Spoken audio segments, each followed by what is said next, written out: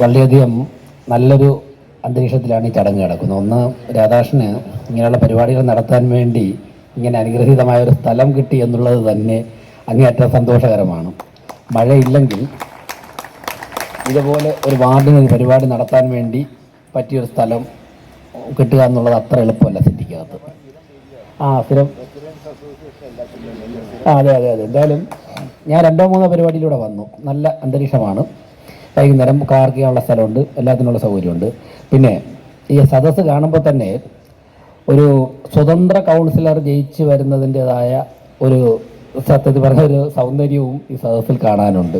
രചനാ സംവിധാനം, തിരക്കഥ, സംഭാഷണമെല്ലാം രാധാകൃഷ്ണൻ തന്നെ ആയതുകൊണ്ട് ഒരു രാധാകൃഷ്ണൻ ടച്ച് മാത്രമാണ് ഇവിടെ കാണുന്നത് എന്നുള്ള സന്തോഷവുമുണ്ട്.